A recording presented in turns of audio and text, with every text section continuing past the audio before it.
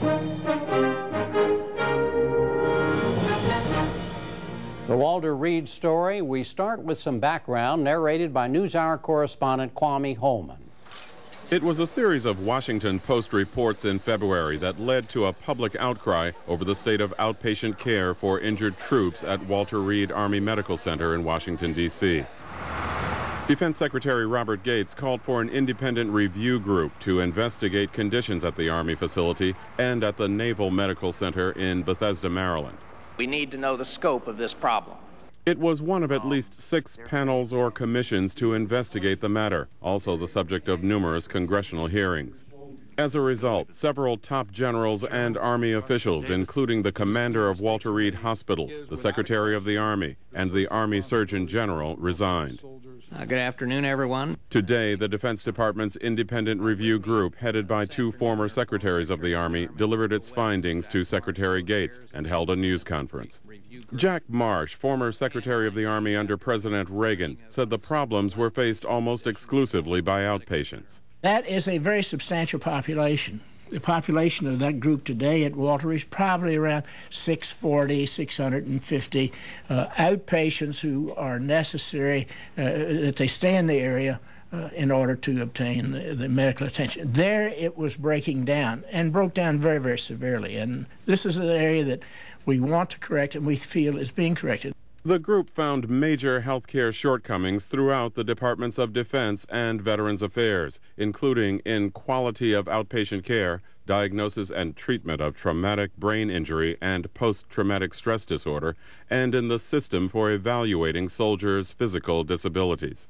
The commission concluded the Walter Reed Army Medical Center was hit by a perfect storm, including an increase in patients from the wars in Iraq and Afghanistan, inadequate staffing, poor facilities maintenance on the heels of the decision to close the facility by 2010, and outsourcing of services to private contractors who did not perform. Marsh and co-chair Togo West suggested that some of the needed changes would have to be enacted by Congress.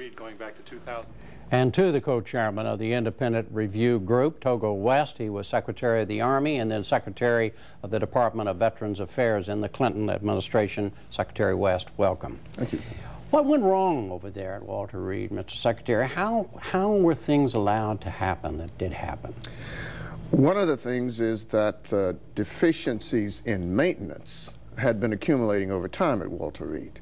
Now, when a system, a medical center, is doing as well as that distinguished facility was in peacetime, and without the stress of a wartime engagement, you can miss some of that. But once you get the numbers that were forced into Walter Reed, Jack Marsh mentioned 640. At the height, there was some 800 in the medical hold among outpatients. Then the cracks begin to show. The difficulties begin to come clear. For example, if you go to that number of outpatients in the whole facility and the caseworker staff stays at the same or even drops, well, then cases are going to be unattended to in terms of getting service members to their appointments and the like. And why was the number of caseworkers not increased? Walter Reed had been placed on the blacklist. It had been through A76. All of these What is that? What is that? The A76 procedure is a procedure by which a facility evaluates whether it should take governmental assignments and convert them into private contractor assignments. And it almost freezes any hiring until that process is completed. It was a long process. Once it was done, Walter Reed was down by as much as 37% among its most important caseworker, nursing, and the like functions. In other words, the number of people available to do the work was going down while the number of patients was increasing, both of them dramatically, right? That's right. Yeah, That's exactly right. And nobody knew about it? Oh, sure. Sure. They were aware. And they Who was they? Who was they? They, the Army personnel there, they, the intermediate supervisors, and yes, to get to your real question, they, the people in charge. The commander, the Surgeon General. And they were soldiering ahead like the Army does, trying to make do as best they could in time of war and with a lot of funding going to other things. But they sounded no alarms and did nothing about it. There must have been some alarms sounded, because one of the big things that we looked at in the Independent Review Group was a very detailed, very thorough report by the Army Inspector General that was just released just as we were beginning.